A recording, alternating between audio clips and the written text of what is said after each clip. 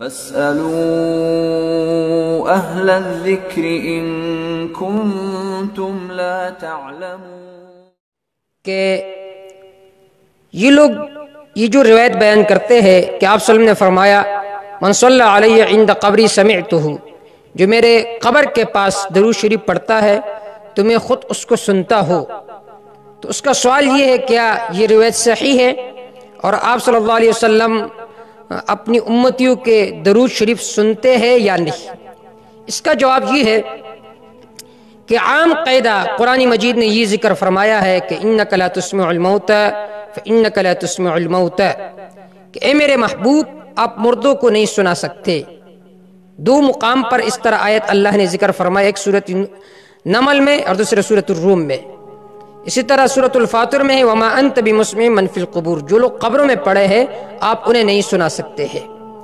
اس طرح سورۃ الانعام میں ہے انما یستجیب الذین یسمعون والموتى یبعثهم اللہ ثم الیہ یرجعون۔ اس آیت کے نیچے مفسرین نے ذکر فرمایا ہے کہ یہاں پر صنعت احتباک ہے، کہ اصل میں عبارت یہ ہے کہ انما یستجیب الذین یسمعون، یعنی الاحیاء کا لفظ یہاں پر مقدر ہے کہ جو زندہ وہ سنتا ہے، اور یہاں پر موتا کا لفظ والموتا، موتا کا لفظ ذکر ہے لیکن لا يسمعون کا لفظ ذکر نہیں ہے۔ والموتا لا يسمعون، مردے نہیں سنتے، یبعثهم اللہ ثم الیہ یرجعون، اللہ انہیں لٹا دیں گے پھر وہ سنیں گے۔ اس تشبیہ کو بہت سارے مفسرین نے ذکر کیا ہے۔ تو ان عمومی آیات سے معلوم ہوتا ہے کہ مردے نہیں سنتے، اور آپ صلی اللہ علیہ وسلم بھی وفات پا چکے ہیں، جیسے ابو بکر رضی اللہ تعالیٰ نے فرمایا من کان یعبد محمدا فانہ قد مات، جو بھی آپ صلی اللہ علیہ وسلم کی عبادت کرتے تھے تو آپ صلی اللہ علیہ وسلم تو فوت ہو گئے، تو بھی عبادت کو چھوڑ دے۔ اجماعی نظریہ قرآن و سنت کا کہ آپ صلی اللہ علیہ وسلم پر جو آپ صلی اللہ علیہ وسلم کی زندگی تھی دنیا والی وہ ختم ہو چکی ہے، تو آپ صلی اللہ علیہ وسلم بھی اموات میں شامل ہے۔ تو عام نصوص کے طرف دیکھتے ہوئے جس طرح عام مردے نہیں سنتے علی سبیل الاصل والضابطہ، تو اسی طرح آپ صلی اللہ علیہ وسلم بھی نہیں سنتے علی سبیل الاصل والضابطہ۔ اب بعض حضرات کہتے ہیں کہ نہیں، آپ صلی اللہ علیہ وسلم کا جو سماع ہے وہ خاص ہے، آپ صلی اللہ علیہ وسلم سنتے ہیں، عام مردے نہیں سنتے۔ تو اس کا جواب یہ ہے کہ علی سبیل الاصل والضابطہ آپ صلی اللہ علیہ وسلم بھی نہیں سنتے، اگر اللہ چاہے تو وہ الگ بات ہے۔ عادتاً آپ صلی اللہ علیہ وسلم بھی نہیں سنتے، خرقا للعادت ممکن ہے لیکن وہ بات ہماری بحث سے خارج ہے۔ عادتاً آپ صلی اللہ علیہ وسلم نہیں سنتے، خرقا للعادت عام مردہ بھی سن سکتا ہے اور آپ صلی اللہ علیہ وسلم بھی سن سکتے ہیں۔ تو یہ جو نصوص ہے عام، اس سے معلوم ہوتا ہے کہ آپ صلی اللہ علیہ وسلم نہیں سنتے۔ اب جو مجوزین ہیں سماع کا، وہ ایک روایت پیش کرتے ہیں من صلی علیہ عند قبری سمعتہ، جو میرے قبر کے پاس آ کر صلاۃ و سلام کہتا ہے سمعتہ، میں خود اس کو سنتا ہوں۔ اب ہمارے احناف کے اصول وہ یہ ہے، اصول الشاشی میں ہے، توضیح تلوی میں ہے، اسی طرح نور الانوار میں ہے، یہ جو اصول کے کتب ہے اس میں یہ اصل ذکر ہے اگر قرآن مجید کے نص کے مقابلے میں کوئی حدیث آئے وہ بظاہر ان کے آپس میں تعارض ہو تو سب سے پہلے ہم تطبیق کی کوشش کریں گے۔ اگر تطبیق ممکن ہو، اگر تطبیق ممکن نہ ہو تو اللہ کے کلام پر عمل کریں گے اور خبر واحد کو چھوڑیں گے، لیکن سب سے پہلے تطبیق کی کوشش کریں گے۔ اگر وہ حدیث خبر مشہور ہو تو اس کے اضافہ کریں گے ہم قرآن مجید کے نص پر۔ اب آئیے دیکھتے ہیں کہ یہ حدیث خبر مشہور ہے یا متواتر ہے، اس کا درجہ کیا ہے؟ تو اس کا جواب یہ ہے مختصراً، اس کا خبر مشہور ہونا تو بہت بڑی بات ہے، کوئی اس کو صحیح بھی ثابت نہیں کر سکتا، بلکہ یہ ایک موضوعی من گڑت روایت ہے، لہذا اس بنا پر اس کو عقیدے کا مسئلہ کہنا کہ آپ صلی اللہ علیہ وسلم کا سماع متفق علیہ مسئلہ ہے، یہ عقیدے کا مسئلہ ہے، اس کو عقیدے کا مسئلہ کہنا، متفق علیہ مسئلہ کہنا، یہ جہالت کے علاوہ کوئی اور چیز نہیں ہے، کیونکہ یہ جو روایت ہے اس کو محدثین نے اس کو موضوعی کہا ہے، اس پر کلام کیا ہے۔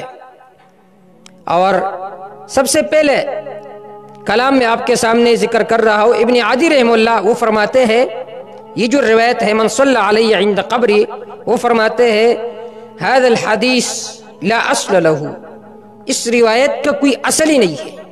جب کسی روایت کا اصل ہی نہ ہو اس پر عقیدہ بنانا یہ درست نہیں ہے، کیونکہ عقیدے کے لیے قطعی دلیل درکار ہوا کرتی ہے۔ اور پھر فرماتے ہیں کہ اس میں ایک راوی اعمش ولیس بمحفوظ ولا یتابعہ الا ممن هو دونہ، کہ وہ جو راوی وہ محفوظ نہیں ہے اور اس کا کوئی متابع نہیں ہے، ہاں متابع موجود ہے لیکن وہ اس سے بھی درجے میں بہت کم ہے۔ الضعفاء للعقیلی جلد 4 صفحہ نمبر 136۔ اسی طرح علامہ ذہبی رحمہ اللہ فرماتے ہیں وعد الذہبی جو رحمہ اللہ ھذا الحدیث من منکرات محمد بن مروان، میزان الاعتدال جلد 6 صفحہ نمبر 323۔ علامہ ذہبی رحمہ اللہ فرماتے کہ یہ جو روایت ہے یہ محمد بن مروان کے منکرات میں سے، ان کے منکر روایات میں سے ہے۔ اسی طرح علامہ سیوطی رحمہ اللہ اور ابن جوزی رحمہ اللہ، علامہ شوکانی رحمہ اللہ نے لکھا ہے کہ یہ جو روایت ہے فی جملۃ الاحادیث الموضوعہ، یہ من گڑت روایات میں سے ایک روایت ہے۔ یہ جو من صلی علیہ عند قبری سمعتہ کی روایت ہے، اور اس روایت میں جو اصل راوی ہے وہ محمد بن مروان ہے، اور محمد بن مروان کے بارے میں محدثین کا بہت سخت جرح ہے۔ تہذیب التہذیب میں امام بخاری رحمہ اللہ کا جرح نقل ہے وسکتوا عن، کہ انہوں نے اس سے سکوت کیا ہے محمد بن مروان سے۔ اور پھر محمد بن مروان کے بارے میں بعض محدثین فرماتے ہیں وقال ابن نمیر فرماتے لیس بشیء، اس کی تو کوئی حیثیت ہی نہیں ہے حدیث کے باب میں۔ اسی طرح علامہ یعقوب بن سفیان فرماتے ضعیف غیر الثقہ، یہ جو محمد بن مروان ہے یہ ضعیف ہے، ثقہ نہیں ہے۔ اسی طرح صالح بن محمد فرماتے کان ضعیف وکان یضع، ایک ضعیف راوی ہے اور یہ روایتوں کو اپنے طرف سے بناتا تھا، موجد تھا۔ اس طرح ابو حاتم فرماتے زائب الحدیث متروک الحدیث، کہ یہ تو حدیث میں اس کو کوئی حیثیت ہی نہیں تھی، اور لا یکتب حدیث البتہ، اس سے حدیث نہیں لکھی جاتی تھی۔ اور ابن جوزی رحمہ اللہ فرماتے ہیں لا یصح، یہ روایت صحیح نہیں ہے۔ محمد بن مروان کے بارے میں فرماتے ہیں کذاب، یہ جو محمد بن مروان ہے یہ بہت بڑا جھوٹا راوی ہے۔ ابن عبد الہادی رحمہ اللہ الصارم المنکی فی الرد علی السبکی، اس میں فرماتے ہیں محمد بن مروان متروک الحدیث متہم بالکذب، محمد بن مروان یہ متروک الحدیث ہے اور اس پر جھوٹ کا اتہام و تہمت موجود ہے۔ بلکہ بعض حضرات نے امام مالک رحمہ اللہ کا جرح نقل کیا ہے کہ امام مالک رحمہ اللہ فرماتے تھے کہ محمد بن مروان دجال من الدجاجلہ، یہ بہت بڑا دجال تھا، اپنے طرف سے روایتیں گڑ گڑ کر یہ بیان کرتا تھا۔